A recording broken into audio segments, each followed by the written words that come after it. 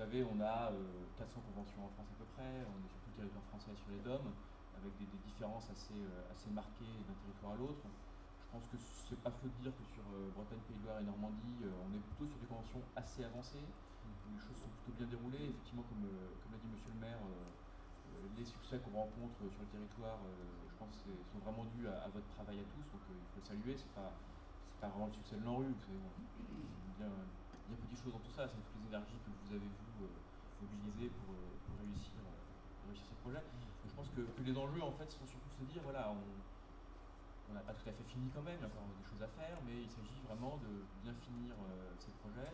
Et puis effectivement, penser à comment est-ce qu'on va pérenniser, solidifier ce qu'on a construit ensemble. Alors je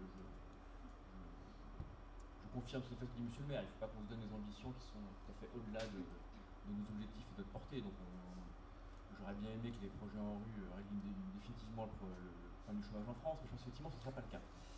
Toujours est-il que ce qui nous paraît intéressant, c'est qu'on a lancé une dynamique à travers ces projets. Dans certains cas, on a réinvesti assez fortement des quartiers qui étaient parfois un peu oubliés. Ce n'est pas forcément le cas effectivement de vos régions particulièrement, mais effectivement il y a d'autres agglomérations, d'autres régions où c'est plus le cas. Et je pense que cette dynamique qui a été lancée, il faut vraiment s'appuyer dessus.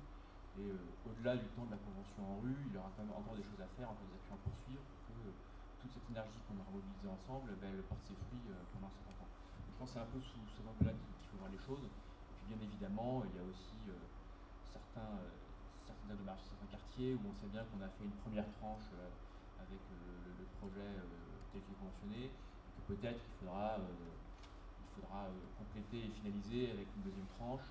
Bon, vous savez, aujourd'hui il y a des réflexions en cours sur PNRE2, M. le maire l'a évoqué. Le ministre de la Ville doit remettre un rapport au Premier ministre sur le sujet à l'automne. C'est vrai que ces échanges qu'on peut avoir aussi aujourd'hui doivent permettre de nourrir un peu la réflexion sur s'il faut poursuivre dans le même registre de rénovation urbaine, comment est-ce qu'on s'adapte, comment est-ce qu'on fait mieux, comment est-ce qu'on fait des choses encore plus ambitieuses avec des moyens qui sont forcément plus contraints. Et je pense que c'est après un échange avec vous qu'on pourra arriver à trouver collectivement les réponses.